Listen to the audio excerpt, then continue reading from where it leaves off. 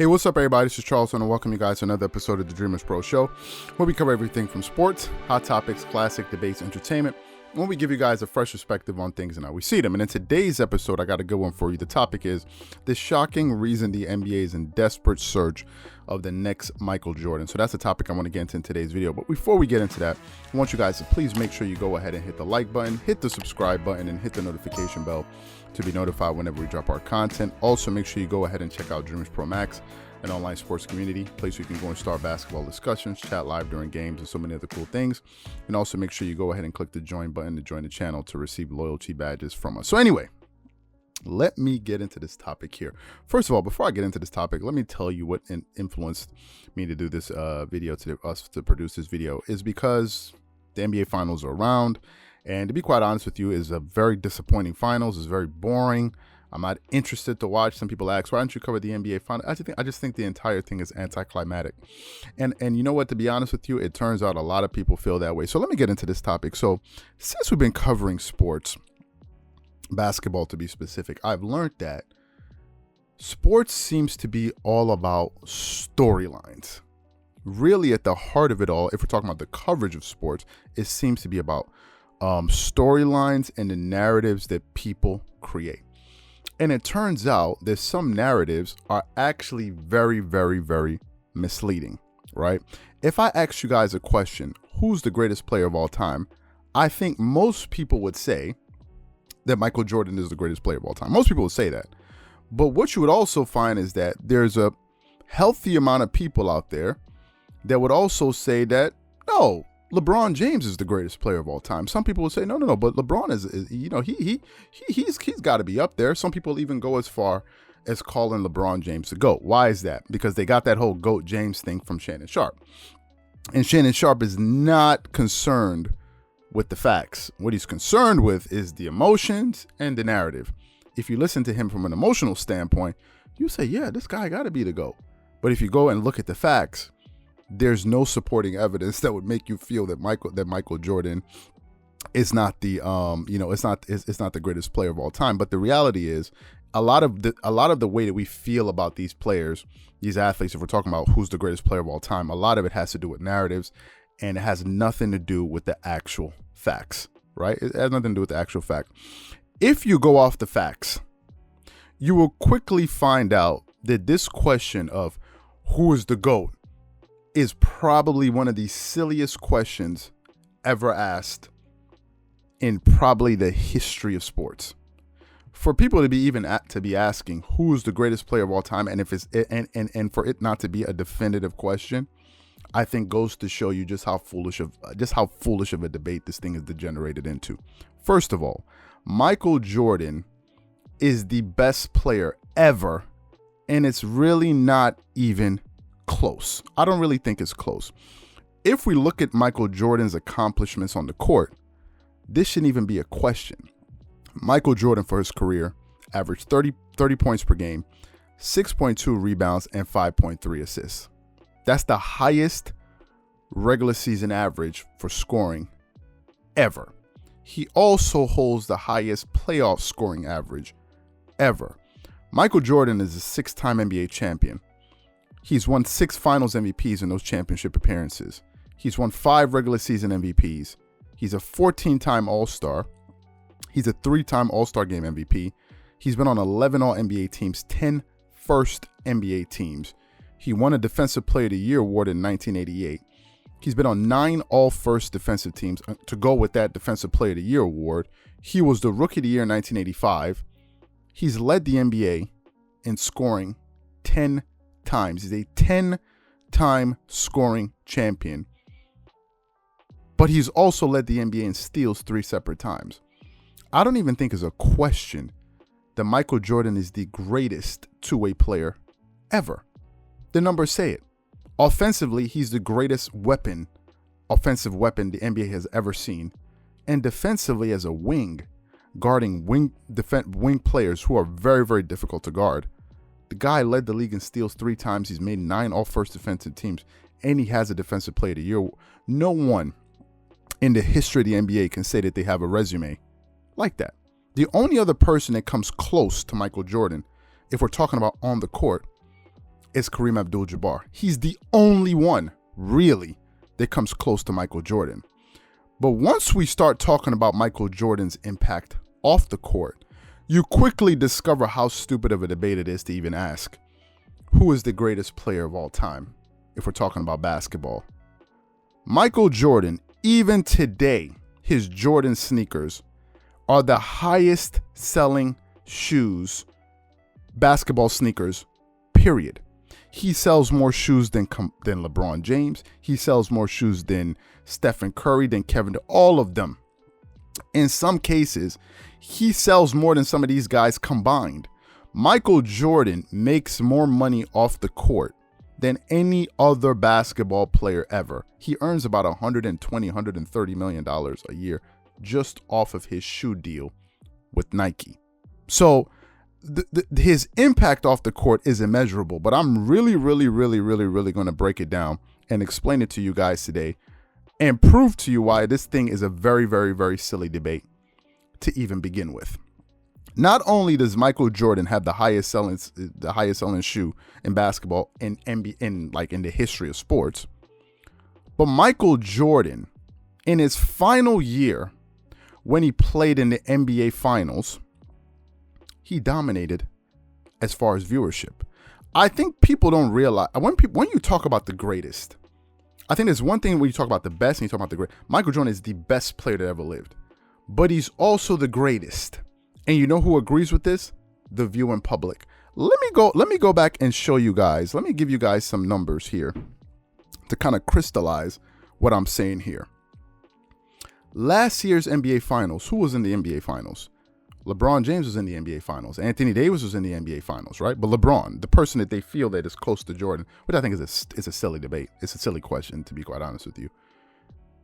The average viewer per game, the average amount of people that saw the NBA Finals per game when LeBron James played, was 7.5 million people watched the NBA Finals when LeBron played. 7.5.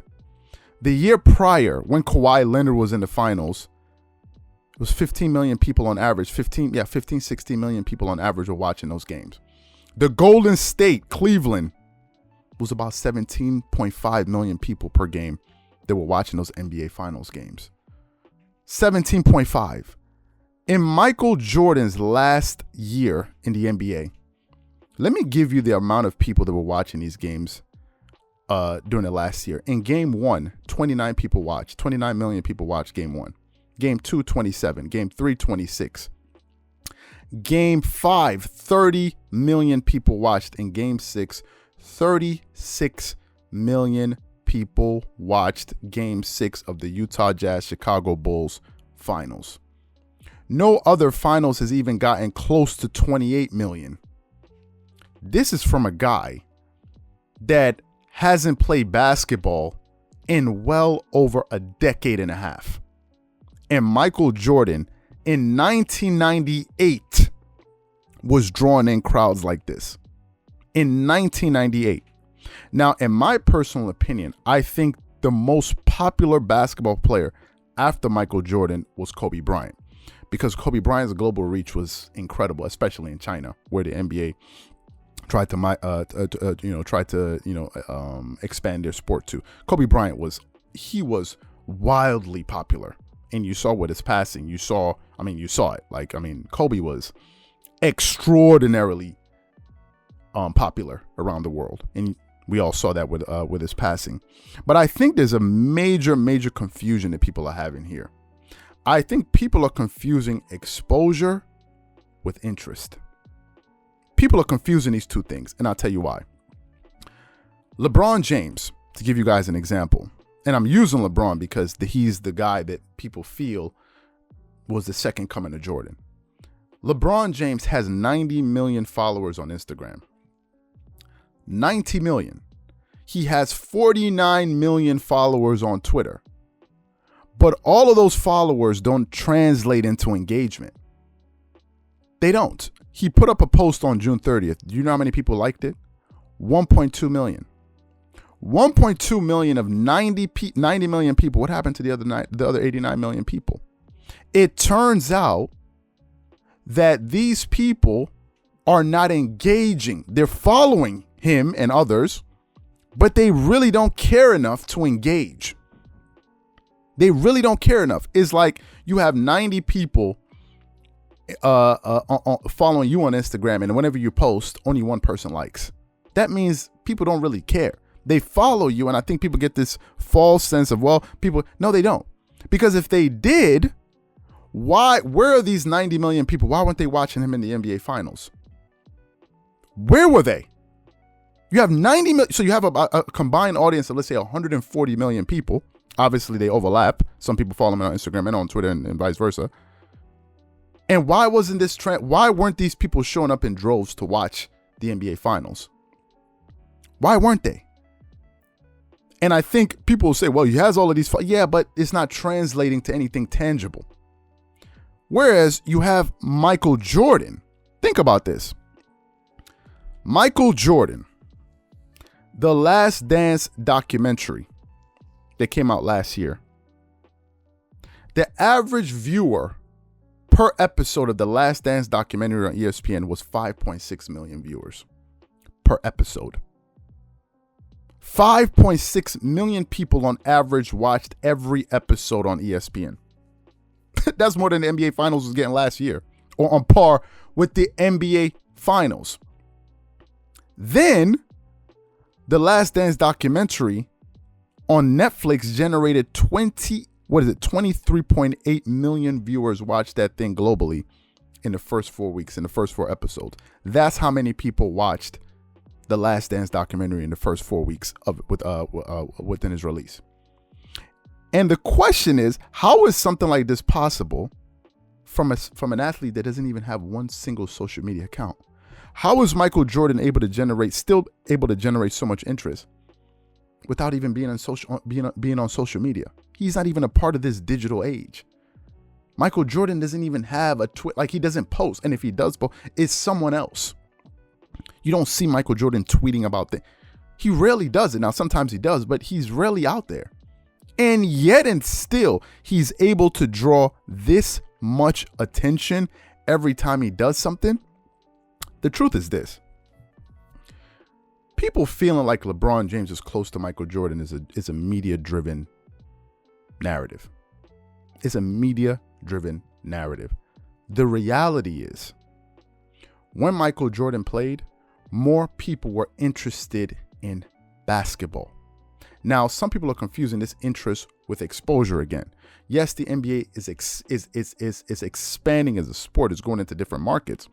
But how many of these people that you're exposing the sport to, how many of them actually care? Because the numbers are telling you they don't. If you look at the numbers of viewership, for example, in the finals, and the finals is supposed to be when everyone is interested. It's like the Super Bowl. That's the height of interest, the peak. That's the peak point in an NFL season. That's when everyone is most interested. And in the NBA Finals, we're just not seeing these numbers.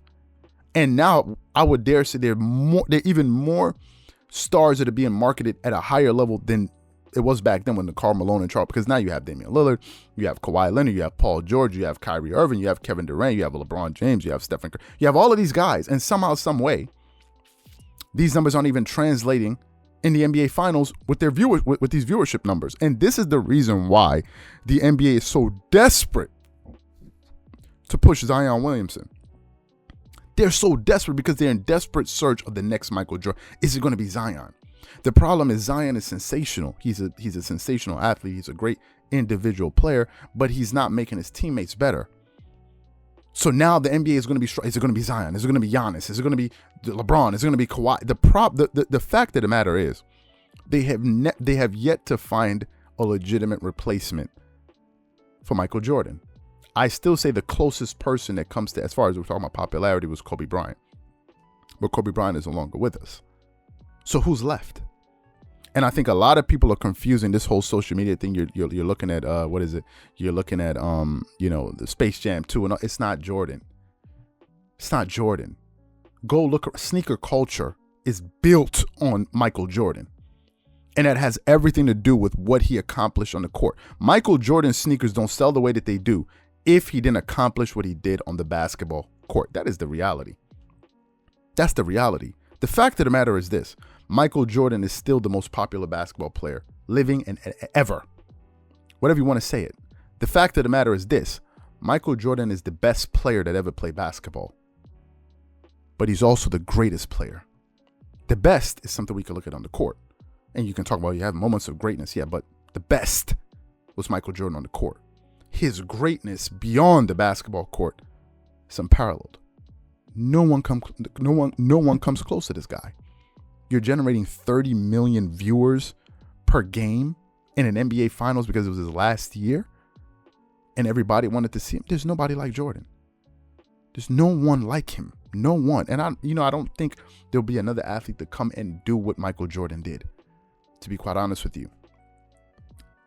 This thing was never a debate. It never was.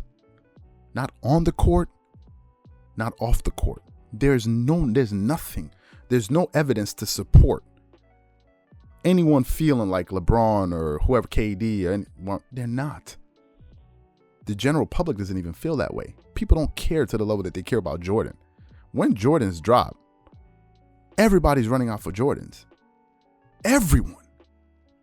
That's Michael Jordan. And that's why the NBA is in desperate search. They've already gone through all of these guys, and none of these guys were able to live up to Jordan. Now, is LeBron popular? Is he great? Is he huge? Yes.